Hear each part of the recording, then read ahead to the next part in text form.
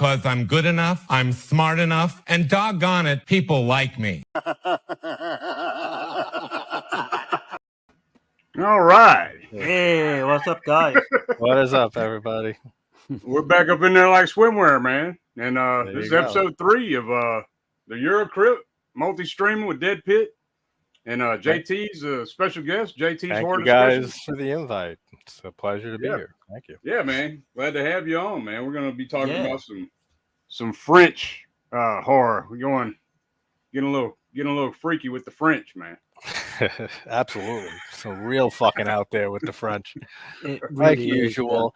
You know, when you think of French extremity horror, the first 4 movies I think that pop to most people's minds are Martyrs, Inside, High Tension, and Frontiers. I would say probably the 4 from the 2000s. Right. Like the big 4 of the French extremity movement. Right. Yeah, it doesn't get...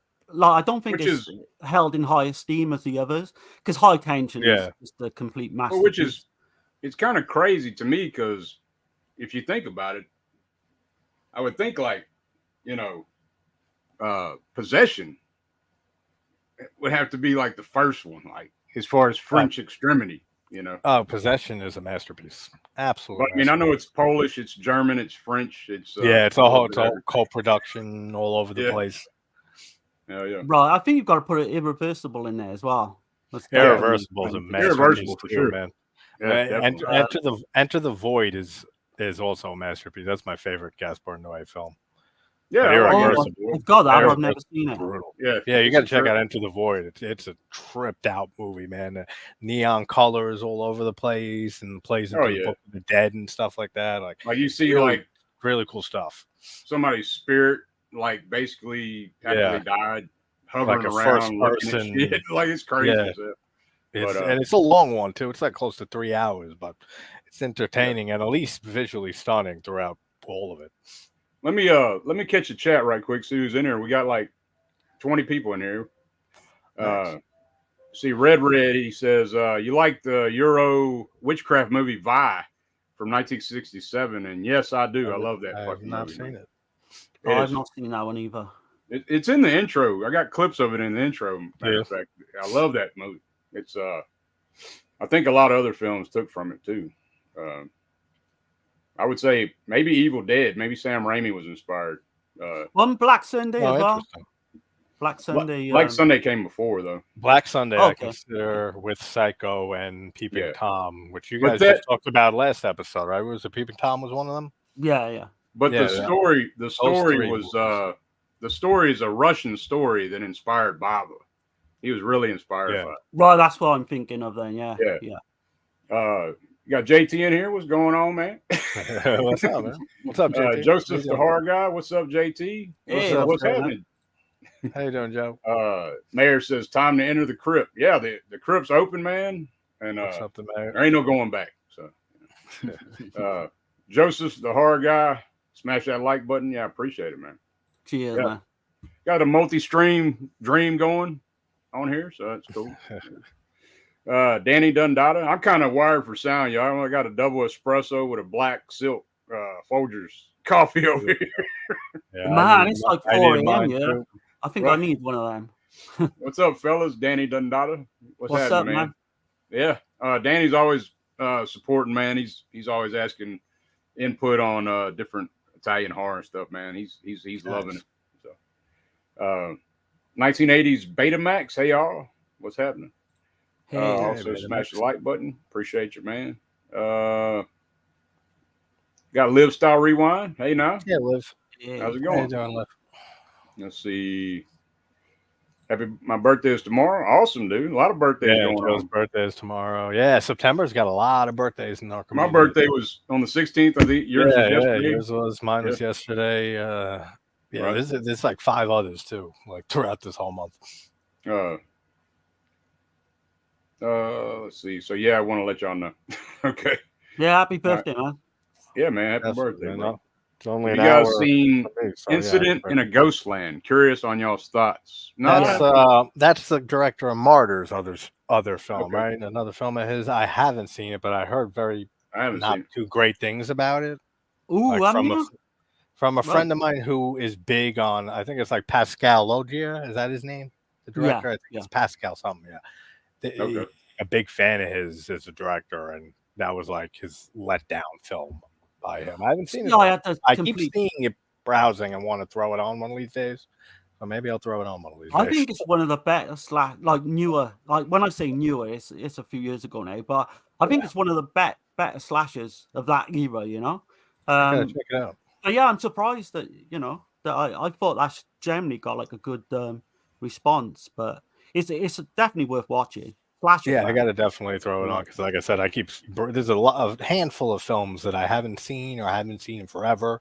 That when you're browsing Tubi, you're browsing Amazon or whatever streaming service, I'm looking around and I'm like, I keep seeing this name, I keep seeing this cover, and it keeps like pulling me a bit.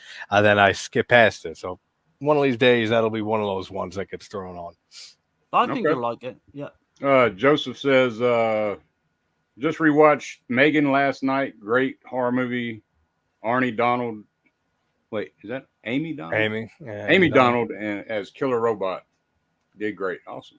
Yeah, I just saw an Instagram post today that they announced Megan 2 it's 2.0, the sequel to it.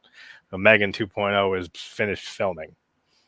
So she's talking about the Ghostland film. Was it Incident in a Ghostland? I like it quite a bit, but kind of didn't like it the first time.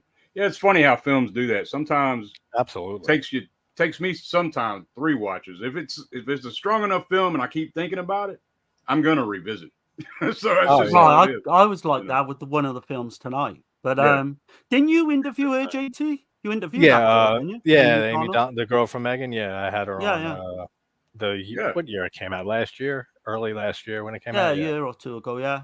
Check that out, man. Yeah, she was great. I don't know if she's coming back for the second one because I know they didn't announce her. Like back then, they announced the sequel and they announced Allison Williams. They announced McGraw, who plays Katie, the girl, and then they didn't announce Amy, who played Megan. So I don't know if they were expecting her to grow or like if she had a growth spurt or something like that because she was only 11 or 12 when they filmed it. Who knows? Hey, I don't know. I was hearing some things though, like there was like somebody, I'm not gonna name names or anything. They're talking about like taking good hard looks in the mirror and shit or something. So I was just like, I was just gonna, put this out there for them, Because I'm good enough, I'm smart enough, and doggone it, people like me. So that's funny. I just had to put it out there. But anyway, I thought he was gonna put some bullying meme up there or something, but no. People who know will know. So that's all that matters. So let's get into it. Yeah. Fascination. We're starting with from '79. Yeah, we're gonna talk about this masterpiece of a film here, Fascination, man. It was fascinating. I mean, that's one decent title. I mean, everybody's fascinated in the film. That's one thing about it. Here's the redemption. I mean, the indicator. My bad. That was just the redemption. I'm telling you, man, I'm amped, dude, on this damn coffee, bro. This is a killer release, though. Indicator kicks ass with these releases. I like that. Yeah, I'm gonna show this off right quick. That looks nice. Bridget LaHaye, man, big fan of her. Oh, she's gorgeous. Check that out. Just everyone, all the naked chicks. But yeah, nice. But yeah, man, it's let me get into it. My bad. Got my hands full. Getting a little jitter, man. Now. I drink so much coffee. I don't that damn double espresso kicked my ass. Let's see. So Fascination, 1979. A thief named Mark runs off with a bag of gold from other thieves and finds refuge in an isolated chateau. He finds 2 beautiful chambermaids who are not frightened by him at all. They act like they are at first and shit. And then they laugh and taunt him, and he's just like, what the fuck and all this shit. Like, but they let him know pretty much he's powerless, like whatever he does and shit. And then there's like this little love triangle going on. One of them's trying to, I don't know if it's a love triangle. She's playing games with him, Bridget LaHaye's character. And the other one gets super jealous, and I don't know, man. It's a crazy ass flick though. But What y'all's first impressions of this one? There's a lot of visuals going on. There's not much of a plot to it, but basically, like I said, the thief stole some money. He's getting away from some other thieves he screwed over, and yeah, these two chicks, man, super hot chicks. You want to go for it, JT? Give your thoughts. Yeah, sure. I mean, I'm happy we're starting with this one because this is the one that worked the least for me. This is also the only one that I haven't seen before. Right. Now, this is a very, I would say, even avant-garde-ish, very artsy, erotic film. Yeah. So all the lesbian scenes, the naked chicks, and they're gorgeous, the actresses in this movie, all that's fine. There was some other cool thing like the scythe scene when she gets the scythe and she kills the two guys.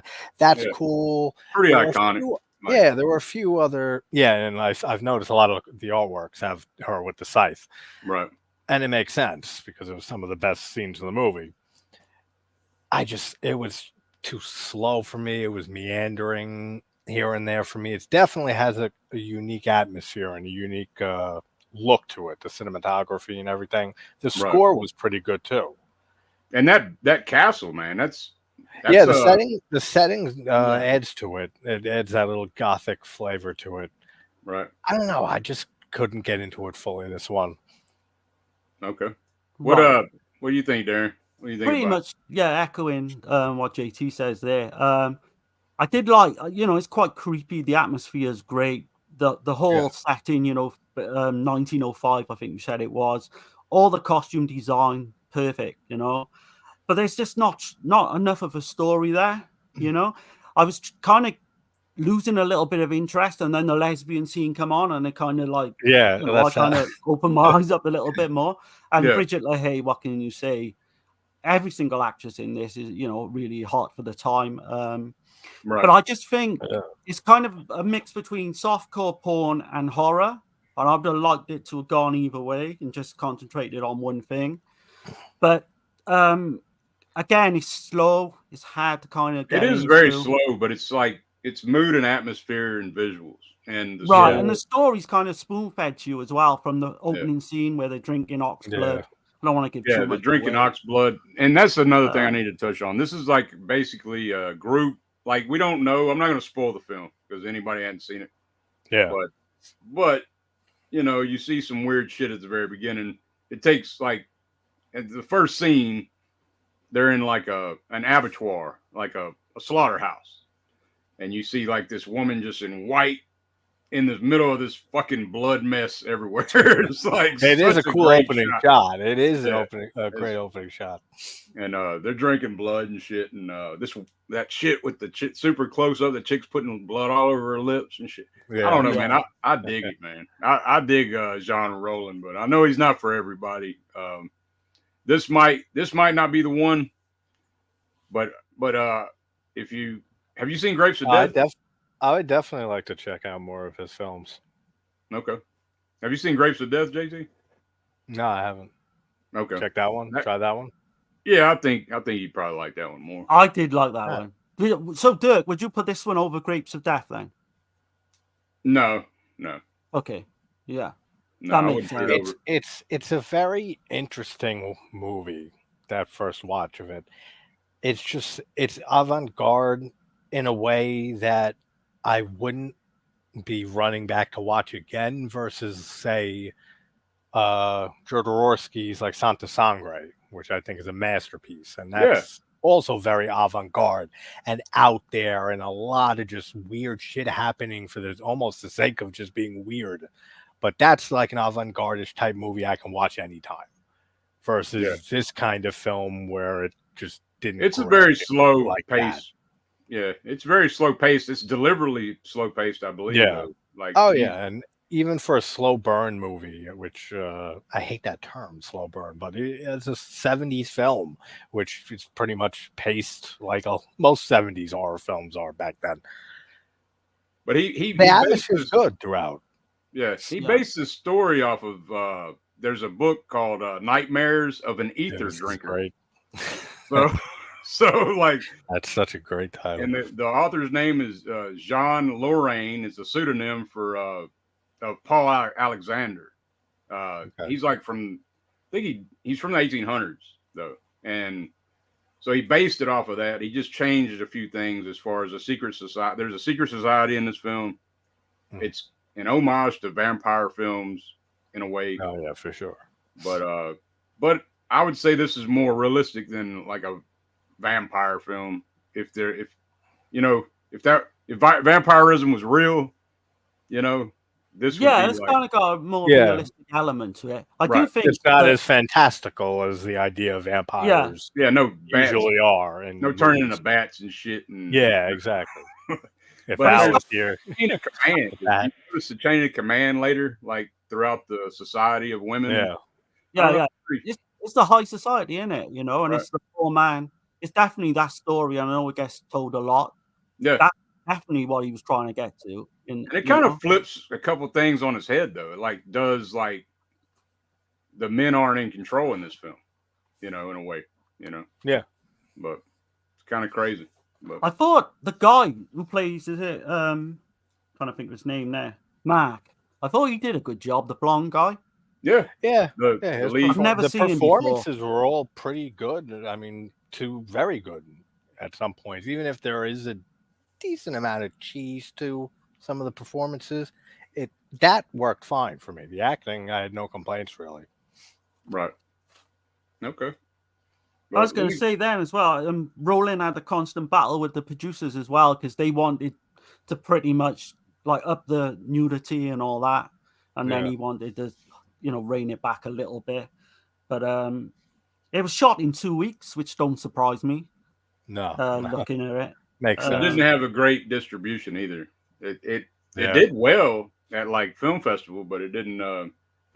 It wasn't backed, So I was reading as well, which is kind of sad. When he died in 2010, and now he's kind of got a bit of a buzz now online. People, it's the same with the Fulci thing. When Fulci died, all these people start coming out. But apparently he died in 2010, and nothing was wrote about him, or he wasn't really known that well, even back 14 years ago, which was quite sad. Because even though it's not my cup of tea, I can still see there's stuff in there that does appeal to me, definitely. And that's the visuals and for me, this movie, I'm not watching it for if I'm watching a John Roland film, I'm not watching it for plot and story. I'm watching it for kind of in a way we watch Argento films and stuff. I was just gonna say Fulci too, like a lot of Fulci and all the it's for visuals and atmosphere, really.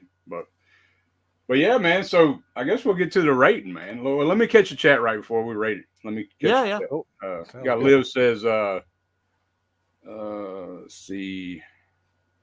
Oh, that's just where I paused. I read that comment already. Okay, what's happening? Scratch Burno, what's happening, man? What's up, man? What's up, buddy? Joseph's the horror guy. That's really funny.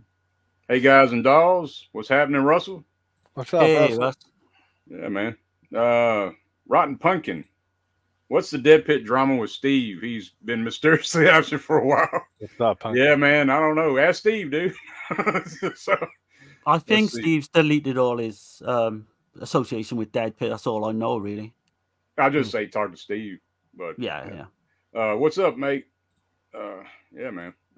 Stuart Smalley is good enough. Yeah, he surely is, man. Let's see. Honestly, don't know, but still found that little mirror clip delightful. Okay, appreciate it. And I just had to let everybody know, you are good enough. Everybody's good enough. Oh, absolutely. So very positive message. Yeah. So let's see, Russ. Oh yeah, we said that. I know a lot of people talking here. All right, y'all. Everybody gets excited about lesbians. Yes, absolutely. Yeah. Let's see. Big song. Hey, JT, Dirk and Darren, you guys rock. Appreciate you, man. Cheers, man. Russ? You rock, Russell. Let's see. Absolutely. Russ is awesome. He says, love to watch Lesbos. Hell yeah. Let's see. I just subscribed. Awesome. Nice, thanks. Let's see. I'm on my way to 13K. Cool. Awesome. Yeah, it's awesome. Yeah. Let's see. Try not to bore everybody. Chris C in here, like David Warbeck, great actor, but sad story on his passing. What's up, Chris? How you doing, brother? Man. Thanks, friends. There are definitely good, bad days, but all the great people in the community on here make it all worth it. Awesome. Exactly. Absolutely. Yeah.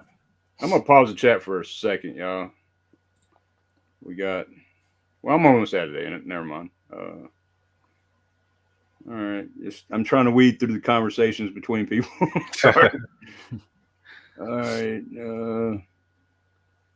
Probably got more comments than we usually get anyway. Yeah, love possession, but not for everyone. Yeah, definitely not. And neither is Fascination. This or is not or Frontiers. For everyone. Right. All three of these films aren't for everybody. Yeah. This next one though is so divisive. Oh, this is so out there. Yeah. I hope we covered it good enough. I mean, there ain't a whole lot to it without spoiling the film. Yeah, it's hard to write. Like I said, basically correct. There's no plot really. It's like you got to see it, and I think it's you got to experience. And I don't even think half people are gonna love it, half people are gonna hate it. I think it's gonna be like 30% of people are gonna love it, and then I can see 70% probably won't. Definitely give it a chance, though. Everybody listening, even if me and Darren didn't care for it that much, definitely it's worth at least watching it once and experiencing the film once. Yeah. Sure. Wild guy says, "Hey, Dirk, what's up, Johnny? JT, Rollin is great for atmosphere, colors, and Les. There you go, the big three. Only French Extreme I have seen is High Tension. Oh shit, yeah, man, there's a ton. Man, yeah, there's 5 or 6 amazing films. Mayor says I still need to delve more into Rollin's filmography. I've only seen The Living Dead Girl. Oh man, that's a good one. It's a damn good one. If that's the only one you've seen, that's a damn good one. Let's see. Appreciate you 3 dudes talking about cool movies. Appreciate you. Of course. Yeah, definitely. All right, Chris C is the last comment. I'm going to pause the chat. Let's see. I love films like Possession. It's like a fever dream. Lynch and Cronenberg hit me differently. Yeah. Pretty much. That's a good description of it. I mean, these next 2 films, like, there's loads you can talk about with these. Oh, yeah. Absolutely. Yeah. It kind of blew me away. I don't want to give too much away, but I'll let Dirk take the lead on this one because this is like one of his, I know JT as well is one of your favorites, isn't it? Yeah, it's not my favorite 40 films, but if I were to narrow it down to horror films or like best horror films, this would definitely be in the top 40 list. Okay, we got to rate Fascination though. I know I didn't we didn't go too deep into Fascination, but I don't think I can without, like I said, if you like vampire type atmosphere, no straight spoon-fed story, I mean, it kind of is, but it kind of ain't. It's like there's some ambiguous shit in there too. It's hard to talk about this movie without spoiling it, like you said. But what do y'all rate it? What do you rate it, JT? I don't really give ratings for movies, like numbers, but I'll just again, basically, great atmosphere, good directing, good acting, lots and lots of nudity, which is great, but not that I'm complaining about the nudity, but it does add and pad the runtime a decent amount in this movie, and there's other parts of it that, like I said, meander a bit here and there, but definitely check it out for anyone who hasn't seen it, because it's definitely an interesting take on the vampire idea in a way, but doing it differently. So it's definitely got some stuff in there that's interesting. Okay. Yeah, for me, I'd say it's a 4 out of 10 at best. Okay. And I think that's me being generous as well. A 4 out of 10? Okay. Yeah, I did go back, obviously, watch it twice because I usually take notes on the second time. Right. And it just stayed the same, really, from what I first thought. Right. Just not my thing. Just not my cup of tea, basically. Okay. Well, it is my bottle of Jack, so I give it a 7 out of 10. So nice. Okay. So, I don't know, man. A lot of this, I just, I'm a mark for that kind of shit. So, that's good, man. The run time's only like 80 odd minutes as well, so it's not a big run time. It's definitely slow as hell, but I dig it, man. But not everything's gonna hit for everybody the same, you know. Right. But yeah, man. I guess we'll get into. Let me catch up with the comments before we get into possession right quick. Yeah, we got a few other people hopped in. Let's see. Joseph the Hard Guy. My sister want me to watch the original, The Night of the Living Dead. Yeah, I'd say watch it if you've never seen it. Absolutely. Yeah, definitely watch that.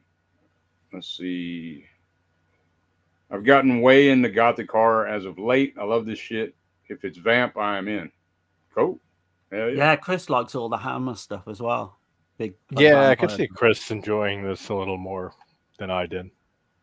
Yeah. Okay, so we're going to get into 1981's Possession by Andrew Zalowski.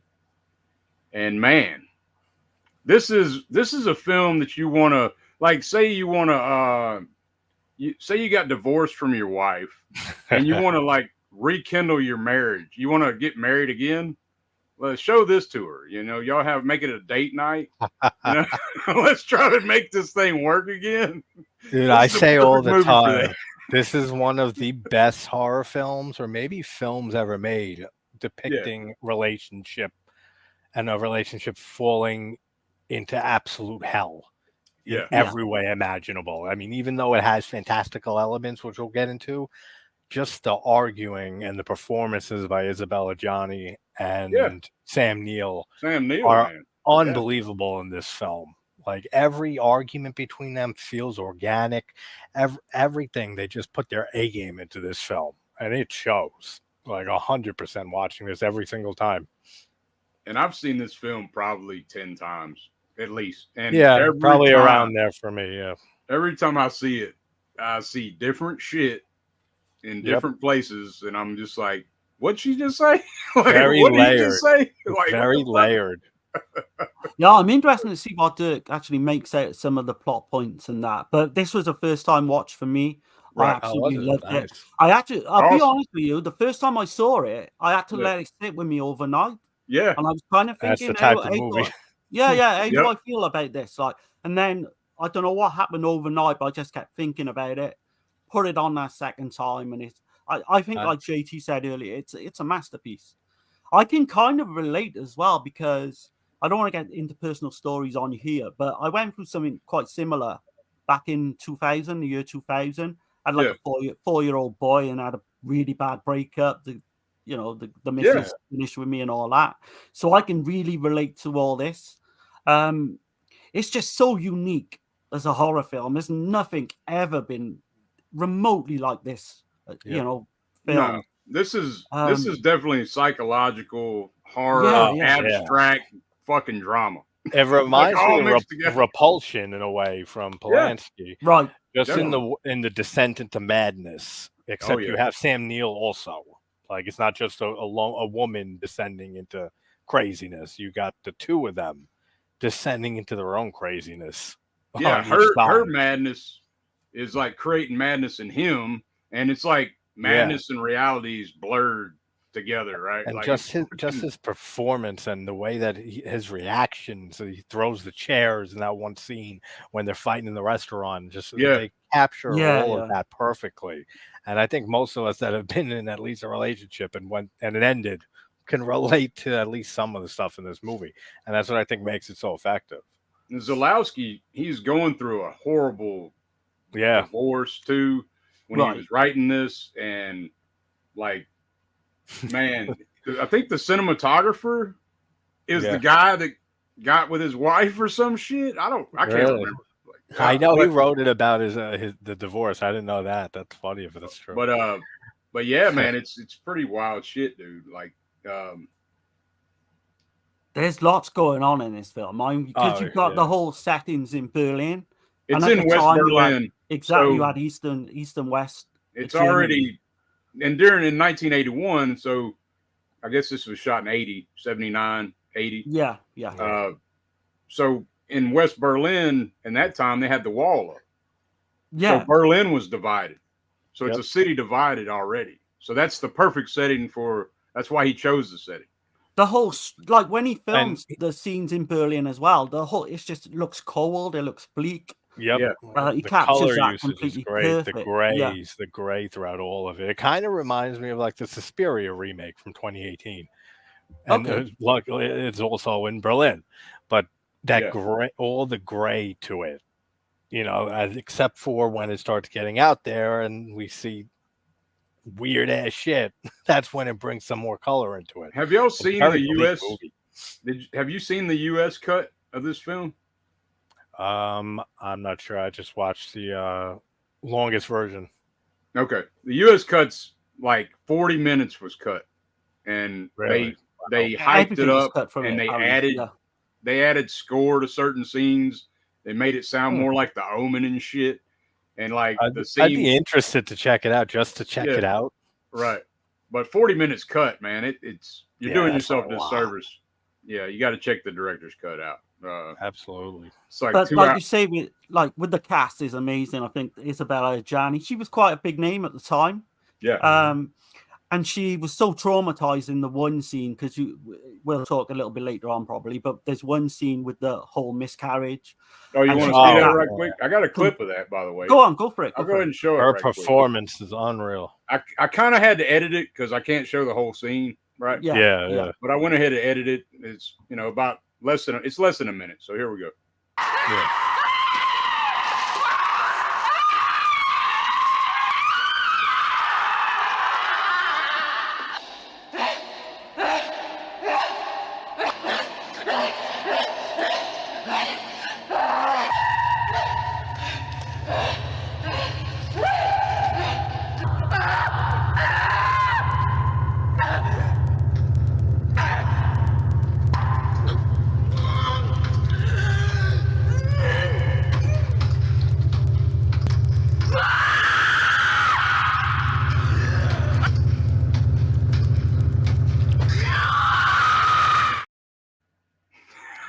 Man, her performance is unreal in that. And when that moment, when you know it comes out, the way she plays that on her face and the reaction, the scream, that oh shit, something just came out of her right in that moment.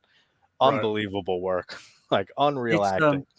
I think she described it as emotional pornography, and that scene, after the film was done, because I think they shot that scene fairly late as well, as it is in the film, that she actually took an attempt to take her own life. It's been documented. People say they're not sure 100% if it's accurate, but they think it was due to this film, basically. It's the emotional. Sam Neill said that it was hell. Going through filming this movie. Sam Neill said in an interview that it was they're surprised that they made it through filming this. That's what Zalowski was trying to capture. He because I know a lot of people like with this film. I think you'll either love it or hate it. I think there's no in between with this. I don't think there is. but going into like the way he was, what Zalowski said though is he was trying to show emotion. Through a lot. Through everything you're seeing, instead of putting it in words, he was showing like raw emotion of shit that he was feeling going through his divorce and shit.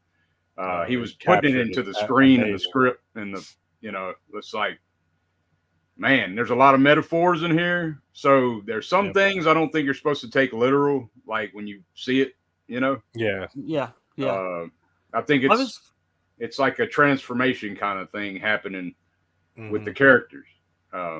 It's a 2-hour film, and it don't feel like half of that. It doesn't. Yeah, it goes by quick. It's a very fast-paced movie for the most part.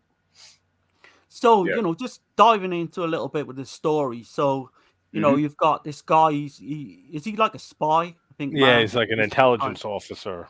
Yeah. And he basically comes off this spying mission or what have you. And he finds out that his wife wants to leave him. They got a very young boy. And then he kind of like works out then that Heinrich, has been sending her kind of postcards. And, because at first he asked her, is it somebody else? And she's like, no, there's nobody else. They always say no, He has to dig through her shit and finds that little postcard from Heinrich. Yeah. And Heinrich is a guy that she's been fucking around on him with. that, you know, everything he's not is in this other guy. And, right. And he actually said there was the other guy in their marriage, you know, his real life marriage was like Heinrich. He was another Heinrich, you know, he completely based that on him as well.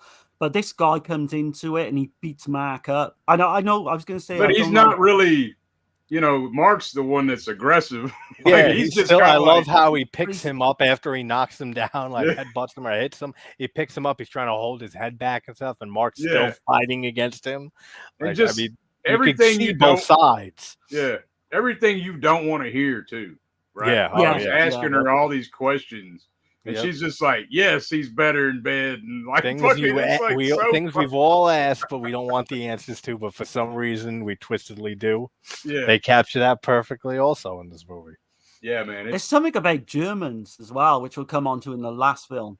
Like, they kind of scare me. I don't know why, you know, right? Big Nazi thing and all that, but that Henrik, he's just as good as the main two actors in this.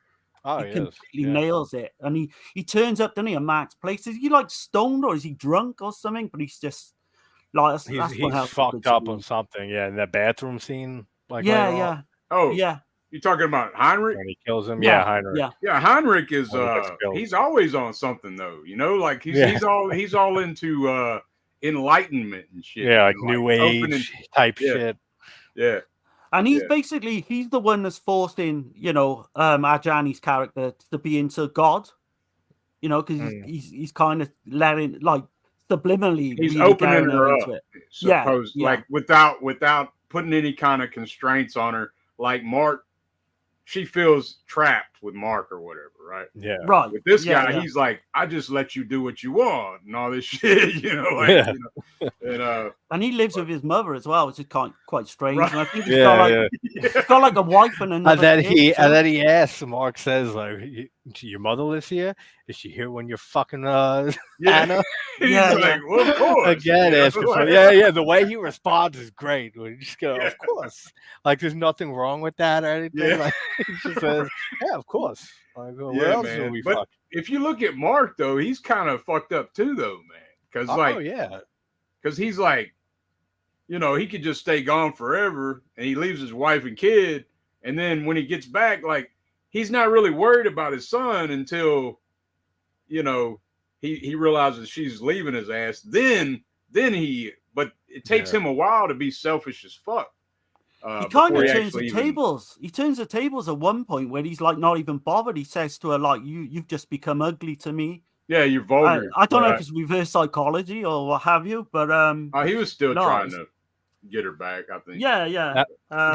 There's a very interesting side story on the making of this movie that ties into a slasher film from the year after this, from '82, with Joe Spinell, Fanatic, or the last horror. Horror film that they guerrilla shot the last horror film in '81 at the Cannes Film Festival. Yeah, this movie was being played at the Cannes Film Festival in '81, and Ajani actually was the first actress to win the award for Best Actress in a Horror Film at the Cannes Film Festival. And if you've seen Fanatic, then you know that Janet Bates, the actress Joe Spinell's character, is stalking. She wins the first ever actress, you know, for a horror film, and they were filming it there while Johnny won it for this movie, which I think is very, very interesting. Yeah, she was actually born in Cannes as well, Johnny. Was she? I didn't know that. Yeah, that was kind of strange. I thought when I was looking it up, but you've got it. Like, I don't know how far you want to go in spoiling this, because I don't think unless we don't want to mention you can't really spoil it up until the ending. Yeah, I know. But you've got the whole private investigator as well. All that stuff is great, man. Did y'all see what I mean? I asked Darren, like, I was talking to Darren. Sorry, Darren, I didn't mean to cut you off. No, that's fine, man. Go on. Remember I was asking you, I was like, when you watch, I told you when you watch Possession, I wanted to see if you could see where Clive Barker might have seen something from this film that inspired Hellraiser. I could see that. You know? I could see I didn't. I'm not a big Hellraiser guy anyway. I do like. I'm not either. I haven't seen it. I mean, the first Hellraiser. I'm just saying, like, yeah, there's blatantly something obvious, but of course, it's nothing like this movie. But there's one thing in the movie that's similar. You know, Right, and like I say, with the private detective, and you've got him, and he goes to this, apartment where she's keeping herself in this derelict apartment. Right. All that stuff is so creepy, man. Yeah. Some of the shots, because some of the you stuff see the later, that second act, the second act, when you it see really that starts apartment's going. all decrepit and shit, and then their apartment is all modern, right? Yeah. Like, so she's like hiding this dark secret. Mm-hmm. That's how I put it. She's hiding this dark secret at this decrepit ass apartment, right? Yeah. And you've got the two private detectives as well. They're both lovers, which is kind of strange as well. They're both gay in a relationship. Yeah. And the one goes to check on the other. Yeah. The director actually said, like, joking aside, he used to say about this film, he used to say, this is where you see a woman fucking an octopus, or my wife fucking an octopus, something like that along those lines. Right. But and again, I don't think that's giving too much away, because I was going to ask a few questions, like, what do you make of this, like, both of you, like, in terms of, I think it's about, it's obviously about the Berlin, it's obviously about his relationship with his wife, but it's about the Berlin Wall as well. It's also about East and West Berlin. And like with the ending, not to spoil anything ending, but you hear stuff in the ending of the movie. But it's also a deeper meaning with him as his personal life. He was kicked out of Poland too. So there's a little bit of that. I've completely just twigged now what you mean about the Hellraiser bit with the ending. I just gathered what you mean there. But the whole ending as well is really strange. It is. I don't think anyone got. Has anyone got like a definitive answer? No, that's the thing. There's a great debate. Doppelgangers are definitely a theme in this movie, and it's a great debate, right? Yeah, between fans of the film. Like, I've heard so many theories on this shit, but one of my takes would be like, so Mark, the doppelgangers of Mark and Anna, right, are the way that Mark and Anna would love them to be, right? Yep. Okay. But it's not. But you see what happens. I'm not going to ruin the movie, but you see what happens to them. But then I mean, we're kind of spoiling it a little bit with doppelganger shit, but I mean, we got to say as well, they both play dual roles, which there's superb. some very subtle things that are said, like if you blink, you'll miss it, kind of thing. Like, absolutely. Where Anna says, "My faith didn't allow me to wait for chance, and chance didn't give me enough faith. Goodness is only a reflection upon evil." And then she's talking about two sisters of faith and chance, right? Yeah.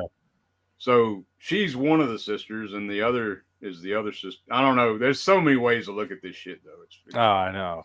And what about the subway scene? Like, do you think, can you read anything into that as well? I know obviously it's like an abortion kind of thing, or not abortion, but a miscarriage. Is it though? Because look, it could be cleansing herself, shedding her skin to turn into a new, new version of herself, for lack of a better term. But right after that happens, right after that scene happens, right? You see her, she's talking to Mark. Like, she just told him what happened. Yeah, she relays that story to him. Right? Yeah. So what if she birthed something right then? Like, I looked at it that way this time around. I was like, because I never looked at it this way. What if she had just, like, because we didn't see the end of the scene, but what if she just gave birth to something else? And I kind of think it's like an inner evil, because you hear her talking about how much of a piece of shit she is, how immoral she is, and all this shit too. But you get what I'm saying? Like that one thing we keep talking about. I think it's like metaphorically. Yeah. So it's basically, is that creature just in her head? I think that's her. Yeah? Her. That's evil. one interpretation. I would say, but I don't know which way I lean towards it. I mean, you can take this movie as, and that's another thing about this movie. That's what's so great about it. And what's interesting about it too, it's kind of like Takashi Miike's Audition, just in the way that the first act of this movie feels like a different genre. It doesn't feel like a horror. It feels just like a relationship drama.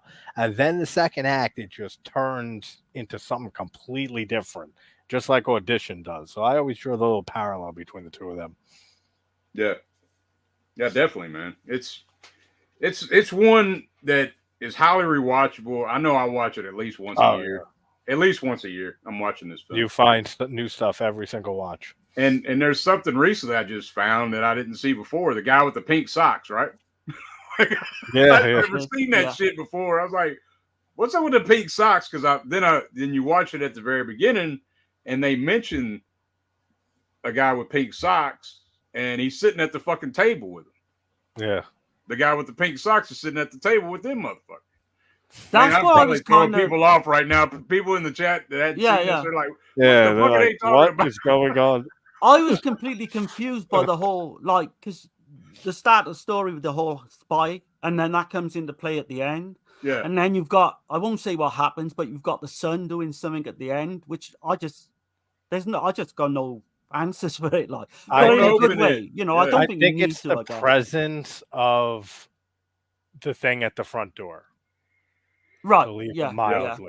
Yeah. Like if that's like what Dirk was saying with what she gives birth to, if that's like her evil, this is like Mark's, and the presence of that causes that to happen. That's how I've always looked at it. That's disturbing for me. What happens to the boy, man? Oh yeah, and you hear the sirens and the bombs. And that's what I was saying earlier about you hear stuff that plays into the whole Berlin, East and West thing and everything going on. Right, like the apocalypse is right outside the door. Basically, yeah. But I know the Dead Pit guys don't like this film at all. I would say if they're gonna if they're watching this now or they watch the stream later, to give this another go. I think Uncle Bill might appreciate it years later, because I know it's been a while for them. I think this is a movie I don't know about CK. I don't know to watch multiple times. Yeah, I don't know whether CK would like it, but I think Uncle Bill, from what I can gather, his film taste might really get into this if he gives it another go. Yeah. Let me catch the chat on this, man. Let's see.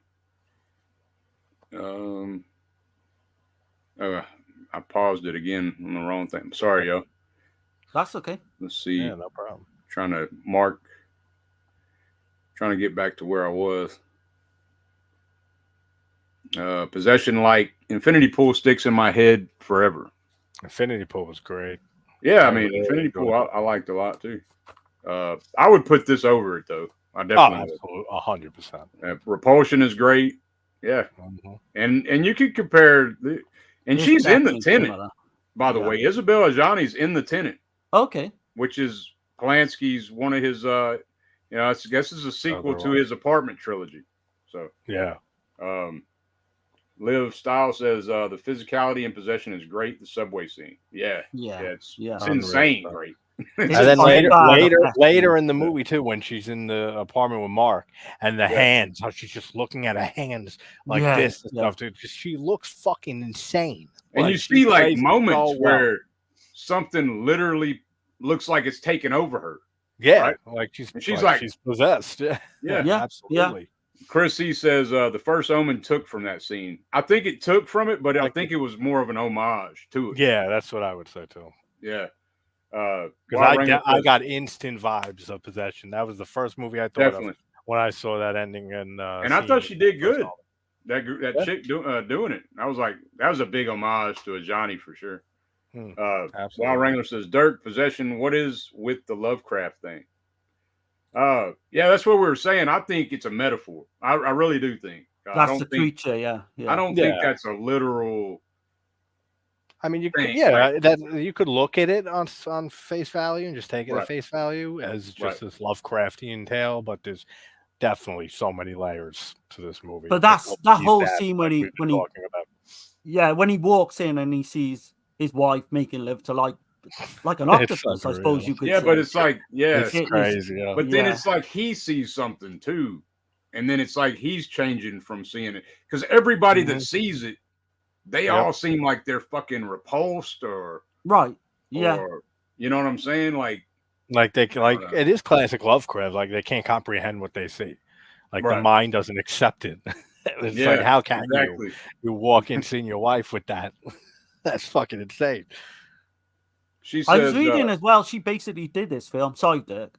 She did this film because she tried to get into the mainstream, into Hollywood and all that, but it failed for her. I think she did a Walter Hill film not long after this, and it kind of, didn't do very well. Go on, Dirk. Sorry, go on. It's okay. Liv Style says, have you guys ever listened to Isabella Johnny's music? It's quite nice.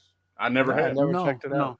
I didn't know she I would check it out. I would check it out for sure. Oh yeah. I mean, if it's any indication, she's amazing, man. Highly underrated. Highly underrated. I think her performance kind of reminds me a little bit of Shelley Duvall in The Shining as well. Like just madness and just a crazy. Honestly, my opinion, I would say this is even better than Duvall's performance in The Shining. Yeah, I can. I think so. I can't argue with that at all. Joseph the hard guy says, I've never seen Hellraiser. Oh wow. Yeah, man. Get on that. Yeah. I can see what you mean there, though, when you say it is kind of similar. Like back, I've definitely seen this film. No denying that. No denying it. Liv Style says, Subjective Perspective Collective, you're one sub away from 420. Who's it going to be? I appreciate that. Just subscribe, Dirk. Appreciate you, man. Let's see. I will subscribe. Nice. They are their children. That's another way you can look at it in a theory that I've heard over the years. Yeah, because to me, it's their projection, like of what they want the other one to be, or what they want the other one to be. Yeah. Let's see. Okay, guys, I'm glad I stopped by and say hello.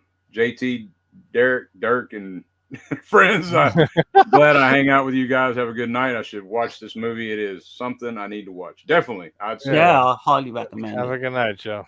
Yeah, man. Have a good night. Have a good one, brother. Anytime. Okay. The mayor CK is not a fan of Sam Neill, so take what you will from that. Yeah. Oh, I love Sam Neill. And Sam Neill, man, he's been in some bangers. You got to think of In the Mouth of Madness. Yeah, Event Horizon. Jurassic Park.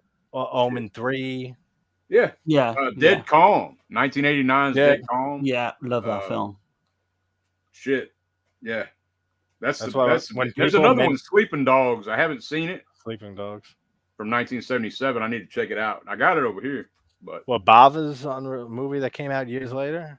Or am I thinking of something else? No, that's Rabbit Dogs. That's Rabbit Dogs. That's what. That's like Rabbit Dogs. Rabbit Dogs. Blank dogs. Yeah. Liv says, I kind of put it comparable to Hereditary with the complicated relationships and how fucked up they both are. Yeah. Okay. See that? Yep. Definitely. Yep. It's on the same kind of level. Yeah. Yeah. I don't trust anyone that doesn't like Sam Neill. That's like saying you don't like Robin Williams or something. So CK ain't watching. Possessions. Oh man. Really? I thought I was gonna have that. Yeah, I can't absolutely see it. I can see people, like we said. I can see, man. Divisive movie. I'm not gonna rule out other people's opinions and shit, But I wondered now by that comment whether they've just seen it once though. I would go back and give it another go. This is one like Dirk said, you can watch 20. I say this. If you have a fucking really bad breakup, watch this motherfucking movie. Yeah. Tell me how you feel about it.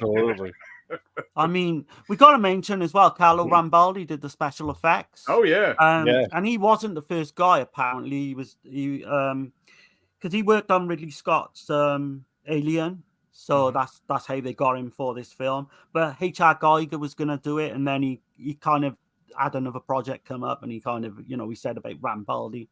Amazing special effects as well. Can you believe the creature? Can you believe this movie bombed? Yeah, at the box office though in the U.S. I mean, I can believe it, knowing that. I can from the U.S. cut though, because they cut 40 minutes. They added all this weird shit. Yeah, you don't know what the hell's going on. They make Sam Neill's eyes glow when he looks at the creature, and they add little omen sounds and shit in it, and I don't know, man. It just don't work, man. It don't work. I'd say check it out if you're curious. Just check out the that's US what I dub. may do, just to check it out after being so used to the originals for so long. Right, but it man. So it was a 2.4 million budget, and it only made 1.1 million in the US. Damn. So I can see that though. I can see people wouldn't want to sit down for like 2 hours. Some people. Well, I mean, the US more so nowadays though, but it was it was under an hour 20 though. Right, and like you say, all the good stuff was probably cut anyway. And I mean, you cut 10 minutes out of this film, and you're missing shit. Exactly. Let alone 40 minutes. Yeah. But that's what's so weird about the film. It's 2 hours, and it just every scene there's something connected to every scene, and I was on the edge of my seat. You know, I was just gobsmacked. It just completely blew me away. Yeah, I'm glad, man, because I didn't know how you can react to it. Yeah, once every so often you will take off. Right. Oh man, it's just so good. It's so good.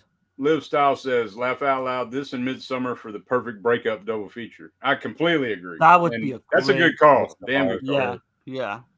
Speaking of that, I got a little something. The Brood is another favorite relation.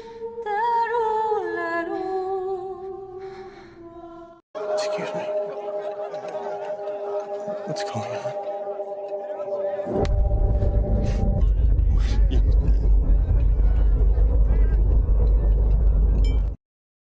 I'm sorry. Sorry about that. What were you saying, man? That's a great scene. The Brood by Cronenberg. That would be another top relationship horror for me. The script to The Brood, I think, is absolutely phenomenal. That's my favorite Cronenberg. I was going to say, I actually think this is better than anything Cronenberg's done. I know I might be in the minority there, but from what I've seen, I can't say that because I can't say that either. I'd have to think about it. And go through his films in my mind. So we were talking about Jean Rollin being avant-garde. This director is very much avant-garde type director. Oh, yeah. You know, like, I mean, look at this film. Like, this is this is not your average. That's another reason why this movie's so divisive, and always will be, because it's just not for everyone. It goes so out there, like further than you can imagine that it goes out there. The first time watching this, right? I know I keep going back to that subway scene, but do you know what his instructions was to Ajani, the director? He basically fuck the air, right? Fuck the air, yeah. I read that. It blows my mind, man. He told her to fuck the air. Yeah. That's what she did. I think that's possibly one of the best scenes I've ever seen in a horror film. I'd put it that high. It's top 10, I'd say. Like, she's just unreal. Like, it's an amazing. I hope we're putting this across really well. I think we're putting it across quite well. Yeah. We got McKinney call, and he says, "What up, everybody? Let's rock." Yeah, What's up, man? Oh, buddy. The mayor says, "What Geiger was going to work on Possession?" That really intrigues me. I love Geiger's artwork. I have lots of his art books. Yeah, I could see that definitely, man. Like, that would be killer. Like, oh yeah. Possession is great. One of the most sophisticated horror films ever. Definitely.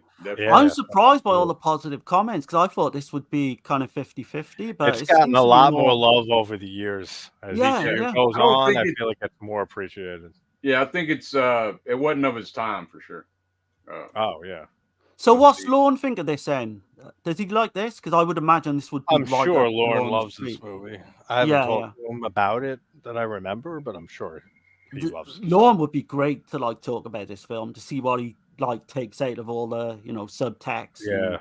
Like the mayor says, I found a Midsommar shirt on Temu. It's done with a Norwegian black metal style logo. Need that shirt. Nice. Oh yeah. Man, nice. But yeah, man, there's a lot of different avenues you can go with this one though, man. If you really want That's what makes it such a fun watch. Yeah. If you want to go crazy with it, you can go as crazy as you want to go with it. Yep. Yeah, it's disturbing. There's no other word, man. I mentioned it's touching a lot of emotional. It's pulling a lot of emotions. Out all over. I mean, anyone that's had relationship worries. I can relate. It's something that it does so well. This film is just the relatability to it. Like, anyone could relate to, like I said, any little thing in this movie, at least a few things. Oh, absolutely. And the rewatchability as well. I think you could watch this. What do y'all think about regular? What do y'all think about the little boy though, man? Because like he's like, he's kind of like just being used by Mark. Yep.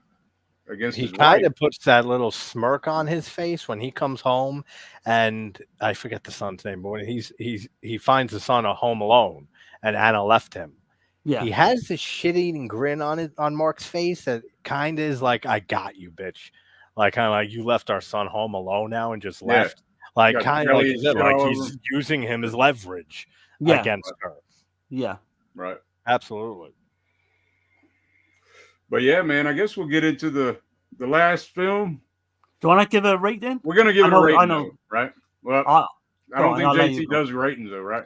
Yeah, this one though, since it's a masterpiece, I give it a 10 out of 10. I mean, this that's easy. Excellent in every way. All right, Darren, what you got? It's a 9.5 out of 10. I'll be honest with you. I think it's a 10 out of 10 the next time I see it, because I'm gonna get something else out of it. But first time, like I said, I left it go overnight. I wasn't even sure whether I was going to be positive or negative on it, like the first watch, which is weird for me. But yeah, it sat with me. It's a 9.5, but I'll go all out and say it's a 10 probably. Yeah. Okay, man. Well, we got triple 10s on this one. Nice. So that's a 10 for me for sure, man. I'd give it 11 if I could, and I think I can. So you can, man. Yeah, you can give it whatever rating you want. It's like nothing you'll ever see. Anything 10 and above is okay in my book. Sounds good to me. Yeah, man. It's one that always, there's still question marks. There's still so much that's got. Yeah, it leaves it ambiguous enough that you can have conversations like this about it, which is one thing I love about certain movies like this that are just ambiguous enough. They give enough breadcrumbs, just like a lot of Lynch stuff, enough to give you some answers, but create 1,000 questions too at the same time. And then the answers you get lead to more questions. Exactly. It's just a rabbit hole. So I was going to say that as well. I think if David Lynch had done this film, it would be a lot more, highly regarded.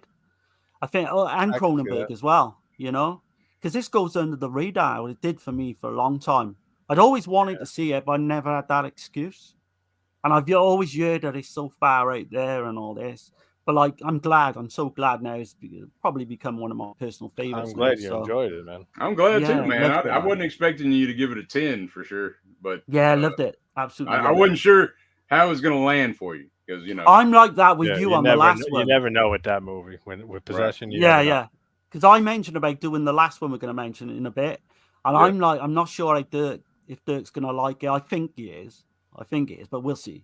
And I'm about to let you have the floor with that. Yeah. So Chris says 9.5 out of 10. Impressive, Darren. Yeah, that's good for me. Give it a 10. You give it a 10 though, right? I did go back and give it a 10 on top. Okay.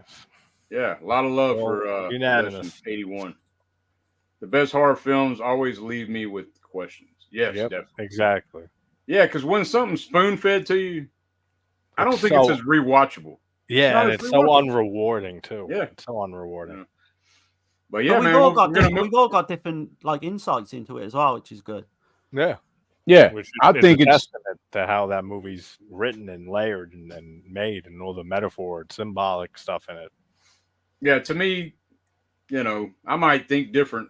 5 years from now, I might be like, okay, yeah, that shit was real, and it's all just some weird, crazy Lovecraftian shit. Yeah, you never know where you'll change, like what viewing will change. It's definitely this opinion. One thing I didn't mention that I needed to mention though before we move on to Frontiers, I think it's definitely going into the abyss. She goes into the abyss within herself. Yeah, is what I like. And then he does too. He kind of goes into his own. She created some. Anyway, we'll get off of it now. Sorry, but that's cool, man. Yeah. You can talk this movie forever. Yeah, man, for sure. But yeah, man, we're gonna get into Frontiers 2007, and So this is French Extreme at its best for me. Nice. And hold on, let me see that. Is that After it's only Dark? the DVD. I need to get that new release out. Right. The UK one, second sight. After Dark Horror Fest, because this is supposed to be one of the 8 films to die for in 2007. It is, yeah. Which Nice. this kind of went under the radar for a bit as well, because a lot of those films were pretty hit or miss. Yeah. And this never gets talked about with the likes of like High Tension. I don't think it's as good as High Tension, but it's not far away. It's only like a little bit below.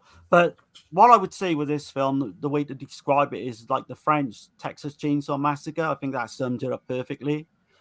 Well, but you've got go on. I just want to say, when you said that, and I started watching it, and I was like, okay, this kind of feels like House of a Thousand Corpses, and then Hostel also. Hostel, big Hostel vibes in this. Yeah, big time. And then it starts feeling like TCM too. And then, but sorry, man, I didn't mean to cut you off. That's no. So you've got a great performance. Like you've got Karina Testa, she plays Yasmin. Amazing performance. One of the best kind of, I know don't want to give too much away, but one of the best kind of final girls you'll see, I think. So you've got basically the opening. There's a lot of like political unrest in Paris. You've got like the far right and all the kind of what would you say, kind of just mayhem going on everywhere. There's people are doing robberies, and then we kind of hone in on this gang. They've just done this robbery. It's one female and 4 other guys, I think it is, and they're all like Arabian. They're Muslim. Muslim. Yeah, because there's a big thing about the Jewish like coming into it a little bit later on, but right, like there's the presidential candidate right at the beginning. There's like a very far right candidate that's going up for re-election, so there's civil unrest and stuff, and that comes into play in the end as well. But so you've got they kind of have this shootout early on. Yasmin's brother's with this gang and he gets shot. And then they take him to hospital, and there's a whole bit where she escapes. But they go to this really creepy, like kind of inn where they stumble across this weird family. The 2 guys go on early, because they've got the money and they're trying to trying to break up a little bit so they don't make it too obvious. It's kind of near the border, I think, of France. And then it just descends into, like you say, like Texas Chainsaw Massacre. It's just crazy, some of the shit that goes on in this. There's frigging just because early on you've got the 2 boys that get seduced by the 2 females of this family, and then they kind of like bring more members of the family into it as it goes. That part of it reminds me of Hostel, but then the lead blonde reminds me of kind of like Sherry Moon kind of character, from Baby out of House of a Thousand. That's why I even mentioned it, The Hostel thing is definitely up there as well, where the guy gets his fingers shot off in one scene as well. And and the Achilles tendon was just great. Yeah. The effects are fantastic in this movie. Yeah. Oh god, absolutely. It's bloody as shit. Really. So basically, Yasmin's pregnant as well. She's kind of had a breakup with her boyfriend. He's part of the gang too, and there's some great stuff. Like early on, there's a scene where, if you're claustrophobic, you will hate this scene, because they're in that tunnel, and then they look round, and then they see like these eyes staring at them, and we don't know at that time what they are, but then we find out later on in the film why that is, and it's fucking blows my mind. And that kind of remind me, that part of it too. It's like they've taken things from different films, like so. That part of it reminded me of The Descent, the people under the stairs. Okay. Yeah. Okay, I can see that too. And The Descent, I could see some aspects of that too. Yeah. Yeah. It's several films. I think it's kind of, I ain't gonna say ripped off, but it's definitely took some inspiration for sure from a lot of the movies we mentioned. This come out the same year as them. And I think was Inside the same year? I think Inside was maybe a year later. Inside was 2007 too. Yeah. Okay. So so you've got 3 bangers there straight away. The whole thing with the family as well, like each character in the family just get more and more kind of weird as it goes. I don't know how far you want to go with the spoilers in this. With the, it's up to you. I'm gonna leave it up to you. I mean, yeah, might as well. You know, if people don't want to hear You want the to spoil it? Q&A, yeah, I would say. All right. Well, let me cool do the either thing way. and do the thing. You know what I'm talking about? As long as you're all happy with that. I'm Yeah, fine. Yeah, I'm I'm good with fine.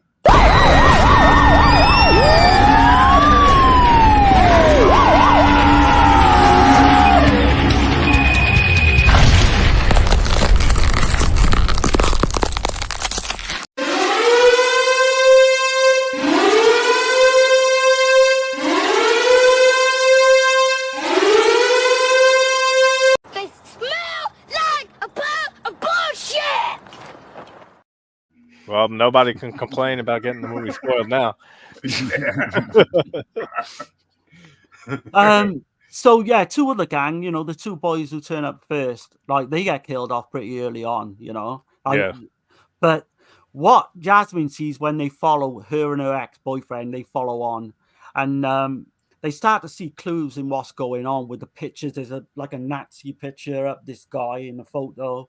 There's like discarded mobile phones and shit, you know, and she's kind of like putting like the pieces of the puzzle together. But the actual family, the head of this family is basically a Nazi from World War II. I don't know how high ranked he was. Does it ever mention? I don't think it ever mentions. I don't know if they do, but yeah, I don't know if it does, but I know he. Family. Yeah, I don't know if it does, but I know he starts talking about back in the old days in the diamond mines in Africa and shit like this. It's like, what the hell is this guy talking about? Like, I presume by the photo that he's kind of high, maybe one of the high-ranked officers in the SS. He is legit, like kind of frightening motherfucker, man. Oh yeah, he is superb. He did a great job in that role. I mean, all of them though in the cast. They all do great. Yeah, all the acting's great in this. But he's a creepy motherfucker, man. He's like, so like I said earlier, there's something about German people when they're portrayed, you know, like that as well. But some of the stuff that, you know, happens in this film is just crazy in terms of gore and violence. You've got fingers being blown off. You've got people being burnt alive, like basically. That looks crazy. Yeah. That's that is fucking nuts, man. In the scene, there is a good scene where it's got the wannabe Leatherface guy. Yeah. He's got the two people chained up and he's like dragging their ass. That's a pretty damn good shot. I love that shit. There's a lot of cool visual stuff in this movie. Visual imagery that's disturbing as shit. Yeah, for sure. They get chained up, don't they? The two of them get chained up as well. And when she breaks free, you know, you've got them all in like a herd of like pigs, like in a pig style. Yeah, the pigs everywhere. And I was thinking, like, is them pigs gonna eat them? You know, that's what I was thinking because I haven't seen this movie. We were saying backstage. I don't know if this was first watch. This is the first watch for you, Dirk, right? This is the first time I've seen it. Yeah, Darren, you've seen it though. Right? I've seen the other two. Yeah, I've seen it a few times. I haven't seen this in forever, so it was basically like mostly a blind watch. But yeah, all the pig stuff. I thought they were definitely going to be feeding some of these fuckers to the pigs. I thought body parts were going to be like a hostel. Like they're just going to feed body parts to the pigs. I'm glad in a way they didn't go down that route though, because you know, I think this is more than like a hostile clone. Oh yeah, for sure. It's not just a hostile like clone. No, I mean there is a legit story, a better fleshed out story. I think the acting's a lot better. I'd agree. I think everybody does a great job acting, but I've been hearing a lot of people fucking hates this movie, and I'm just like, what the hell? Don't get that, man. Yeah, I don't know. I think it's definitely the most less talked about and less known and seen compared to like those bigger French Extremity 2000 films mentioned earlier, like Inside, Martyrs, High Tension, Irreversible, like Darren brought up also. We throw that in there. You don't hear Frontiers as much, and it's definitely one underseen by people. I think that's a shame as well. But I gotta mention the Achilles tendon scene as well. It's so brutal, dude. Man, that is because it's not like Hostel, like with that quick Achilles, because that also reminded me of Hostel too. Maybe I'm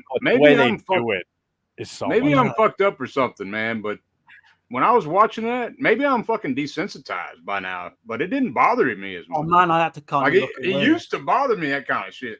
But I've seen so much shit like that now. I'm just like, it's the fucking noise as well that it makes. The only things that get me are fingernail stuff. Like in Texas Chainsaw 3, when he's being carried down the stairs, his nails break off against the wall, and like Ringu with Sadako coming up the well. Anything with nails, that shit gets me. Mostly anything else doesn't really, but for some reason the Achilles tendon, just because once you get that cut, you can't walk ever again. So even if they got out of it, it used to bother me, but I've seen it in several films, and I guess that's what it is. But we got is that Hoblone? Yes. Does anyone understand Natter's Grave? Even the remake and exact copy never gave any clue. I'm not sure of that one. I don't know. I never saw it. Yep, the great ones stick with you, Chrissy said. Hobble Alone. I mentioned Nature's Grave. Nature's Grave. No, I've not heard of that. Yeah, no, I'm not sure on that one. And then we got James Earl Cash Jr. Whoa, CK and UB guys look different. He said it must be his heroin. Must be my heroin. That's funny. I misspelled never understood Nature's Grave nor the remake. Did anyone get it? I don't know that film at all. No. Mechanic Kong, pigs will eat everything, including the bone. Yeah, definitely, man. Definitely. I mean, you got that gnarly scene in Hannibal with Gary Oldman getting That's pushed what I always the think of pit. when I think of Yeah, me too. That's like the go-to pig eating scene, or boars, whatever the hell they are on that. So with the family as well now, so you've got the head guy is this German ex-SS guy, and they want to carry on the bloodline. So because at first they don't realize that Jasmine's like pregnant, and then when they find out, you've got the whole thing with Eva, like kind of befriends her. Yeah, man, she saves the character, obviously.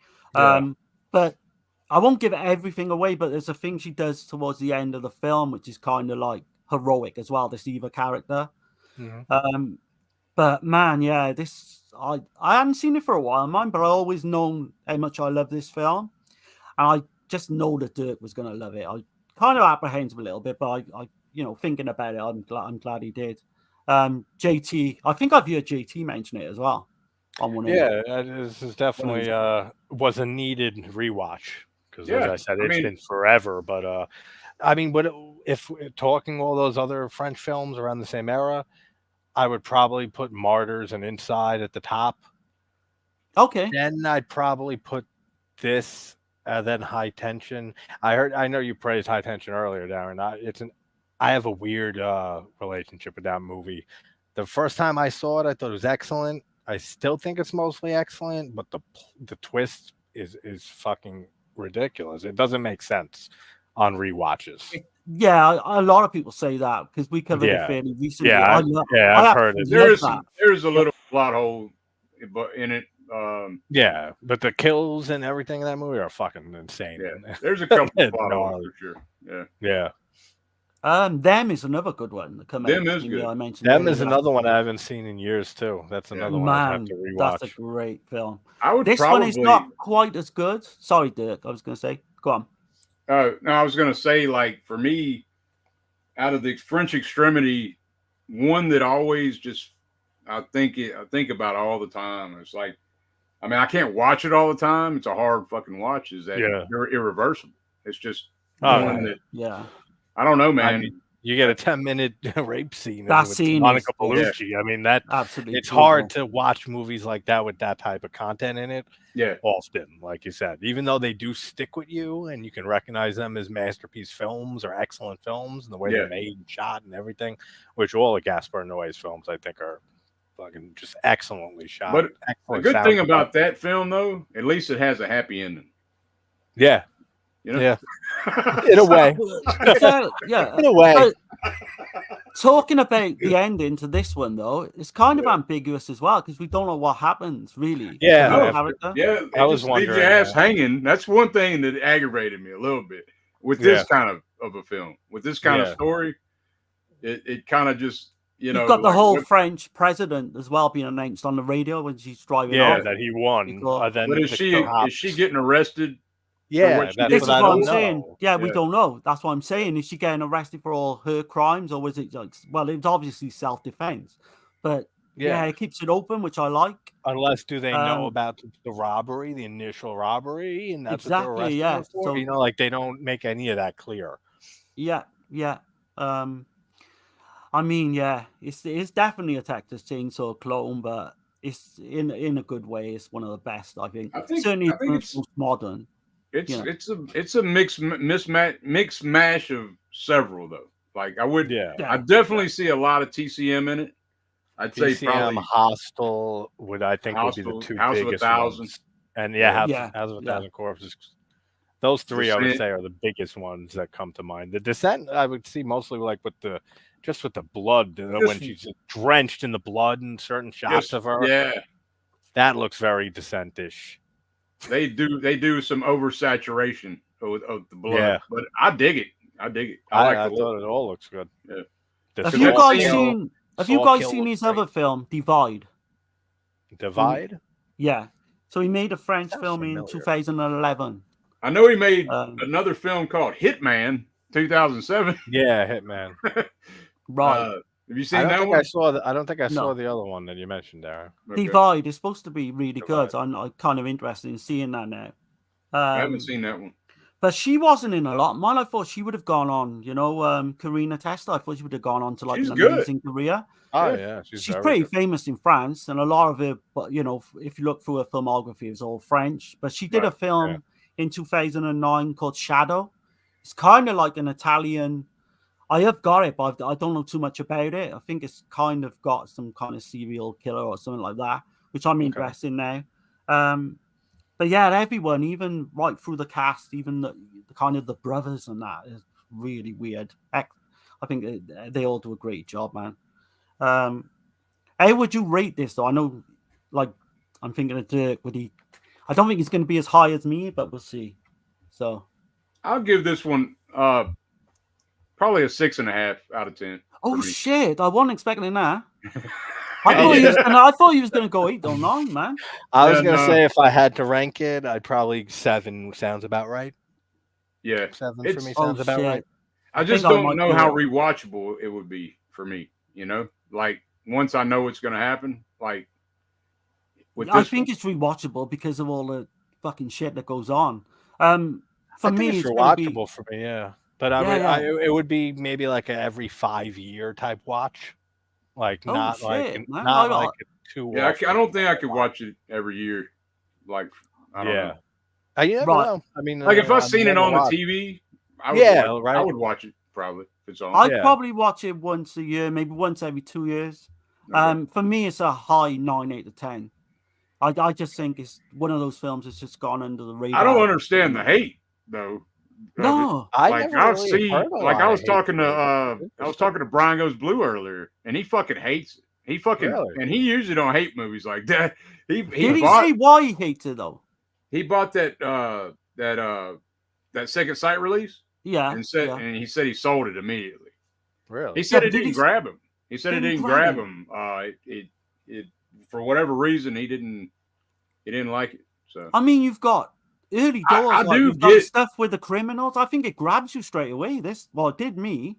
Yeah, and it keeps you on all the stuff at the end with the family and all that. Just keeps you. It just kept me going. Like every scene. I think originality for me is the thing that hurts it for me. Like, it's not original. I'll give you that. Right. The originality is like always key with me for one thing, and then there's a couple of things though original in it though. With what happens with the Eva character, it's not. Just I like her whole arc. Eva, I really liked her character and everything. She's kind of like if you think about it though. Now that you say that though, she kind of reminds me of it reminds me of the chick from Hills Have Eyes. Right. I was going to say there's some kind of the Hills Have Eyes definitely is a little bit of an influence. Greatest hit plots from different movies. I don't know. I think that's the only thing that bothers me about a little bit. But the criminals and all that I've not seen that done before. Not that I can think of. I thought it was interesting that two of these movies had a criminal or criminals seeking refuge somewhere else. Yeah, this I didn't French, think like, of that. Yeah. Fascination and this. When did The Purge come out? What was it? I want to I'm say not sure. 2011, I'm not a fan of that something whole like that. series. After?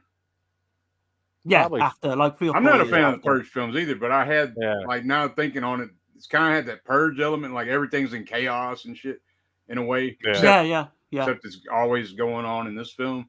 It's an apocalypse type, setting. And I mean, you see inside, you see some turmoil and stuff that's going on in France there also. In that film, Yeah. it goes back and forth every now and then to like the TV broken, the news showing the unrest going on in like the area around whatever her name is and inside.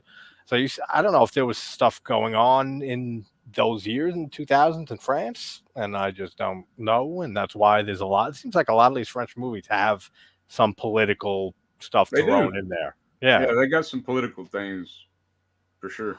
I mean, it kind of stopped though, didn't it? Like late 2010s, this French extreme, and I don't know why, because they should bring these films back and like updated versions of whatever stories. But yeah, it's kind of sad when you realize there's only 6 or 7 really, and they're all good as well. And I can't really think of too many. There's obviously more, but I can't think of, certainly not like well known. The biggest well-known ones. Yeah, what a movement, man. Such a great movement. Oh yeah, and I think it also plays into a lot of horror fans, at least for me, and I know a lot of others, that you hit a point, especially if you start watching horror movies at a young age, you hit that age and that point where you just seek out the most disturbing movies there are. A Serbian film, and Salo, and then Irreversible. A lot of these movies are on that list also. So I think a lot of people, when they get into that phase with horror watching of wanting to see the real, like, controversial, really extreme films, I mean, most of these French films are on that list. And I think that's how a lot of people get exposed to these movies. Yeah, for sure. I wonder if Brian Goes Blue likes like the Hostel films then. I would imagine in Saw, and he's probably a fan of them. That kind of blows my mind when he says... It kind of is like Saw in a way too. Yeah. It blows my mind when someone says that they didn't. But I've heard it. I'm not expecting them to love it, but I thought, I didn't think. I've been hearing it quite a bit from people though. I don't know why. I don't hate it. I don't. That's why I say I'd love to have a conversation with someone, and like I'm not right and they're not wrong, or they're not, So, but I just like to sit down with someone and talk it through. Someone. Yeah, I mean, because at the end of the day, your opinion is the best opinion. So. Yeah. Sure. Look at it like that, yeah. Well, yeah, man. Hell yeah. Was there anything else you want to touch on the Frontiers? Not really. No, just a great rewatch. Brutal film. I forgot how brutal it gets, actually, as it gets into like the third act. Like I was starting to like have things trigger my memory. I think I remember where this goes or this scene happened and stuff, and then it would just go even further than I remembered. And I would say, hey, because I like the first 2 acts of this movie, I was saying to myself, I wonder what I think is the more gory French film, if it would be Inside or Martyrs or High Tension or this. I feel like this one was a little more tame until it got into the third act. Then that's where I said, oh shit, that's right. Like this movie gets real fucking out there, real crazy and gory. So, it does have blast of a watch all the way around. It has some believable, like solid acting though in the emotional scenes. I think it's really like you say, there's nothing far-fetched about what happens to the characters as well. Everything's logical. The way I think everything's that's what logical. also makes it effective too, is that it could happen. This shit could happen. You got the Riverman in here. He says, up, "Hey Dirk, how goes it? What's up, man? How's it going, man? How you doing, buddy?" Yeah, we're just talking these French films, man. We're traveling Europe, so. But yeah, man, this has been great, man. I appreciate you coming on, JT, man. No, thanks so much for the invite, guys. This is great. You got anything coming up on your channel, man? It's been Slasher September all month, so just more slasher movies coming out soon. Reviews on those. Talked to Charles Alexander, Full Moon. I'm going to be having him on probably in October, and Charles Band will be probably coming back on in October also for the release of their second movie in the pulp noir line they just started. This is Death Streamer, this next one, about this guy who kidnaps people and streams their deaths. Oh, wow. So interesting. And I really liked Quadrant, the first movie in their this is like a new production line of theirs, like an offshoot of Full Moon that goes more in the pulp noir direction. But Quadrant was very good. That's kind of a big name to have on as well, Charles Band in the horror. It's not my thing, but in the horror community, I had him on last month. And it was such a great man. conversation it's awesome. with him. It's awesome. Yeah, great guy. And you gotta get him on and talk about. Get him on and talk about. Or you probably already have Tourist Trap, huh? It came up. It was so hard, man, talking with him because he had like only 20 minutes, 25 he gave and stuff like that. Because he was going around promoting this movie. But every time another movie would come up, I'd be like, shit, man, and looking at the time because I got 10 questions just for that movie alone. So I mean, Chris Alexander was the one who asked me. He's like, Charlie says another movie coming out on October 11th. You want to have him back on? I'm saying to myself, what type of stupid fucking question is that? Like, of course, I'm interested in having him back. That's awesome. So that'll be that. Also, Jeffrey Reddick, the creator of Final Destination. I've been talking to him, looking like maybe October also for him. So yeah, some cool stuff. Cool. That's another cool guy. Yeah. And I think this week, man, we're gonna kind of take a little break for just a little bit, but I'll probably put out like for October, right? We got our month here. Yeah, I got a haul video. I think I'll do. Nice. We are still doing the Lamberto Bava show though. That's going to be probably be the next one on Subjective Perspective Collective. Yeah. Do you want to mention the next one on Dead Pit that we're going to do? Yeah, we're going to be doing the next one. Will be October 5th, the next Eurocrypt, and we're going to have CK on. And we're going to be talking about 3 Spanish horror films. Nice. Do you remember them, Darren? Anguish was one. Yeah. Was Faceless another? I know we talked about Faceless and the Faceless I've seen. I don't remember. And I think a Paul Naschy film was it? The other? Damn. One of the werewolf ones, I think. Yeah. Damn it. Yeah, Spanish movies and like Mexican horror and stuff are ones that I gotta dive into a lot more. Right. I'm definitely haven't seen a lot of Mexican horror films, Spanish horror films. Well, Spanish different, but like Mexican particularly, even though no one said Mexican, but I threw it in there.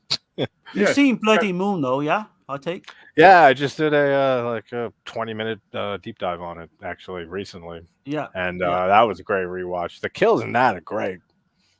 Oh, that's just a fun, like Friday the 13th style, like rip off, really. But it's very Pieces-esque in some ways. Yeah. Yeah. I need to get into more Jess Franco, to be honest, but yeah, it's the only film that I've seen of his. I guess if you want to hang backstage for a minute, man. Yeah, sure. Before, when we get off here. But man, thanks everybody in the chat. Yeah, thanks guys. Going, man. We had a steady about 30 people in here for the most part, man. So that's pretty cool. Yeah, thank you everybody for hanging out. Yeah, no, I just want to thank JT again, man. It's been great. Like, thank you. It's been long overdue as well. So, we're gonna have to do some more. And I was gonna say you're welcome back anytime. You know. No, and I know you said you guys too. You said tomorrow you're gonna do something. Yeah, I'm doing Terrifier 2 tomorrow at 7:00 Eastern Standard. If you guys want to hop on at any point, hell yeah, just let me know. Yeah. But yeah, man, we're gonna get out of here. Thanks again, everybody. Yeah, and, guys, thank you. And I just got a couple of little things. Just to let everybody know, there's a lot of victims out there, that play the victim, but just remember, because I'm good enough, I'm smart enough, and doggone it, people like me. I just gotta let y'all know that, man. So that's right. Yeah. And hold on, I'm fucking up over here, y'all. So hold on just a second. I mean, if you know, you know. Yeah. But y'all have a good one, man.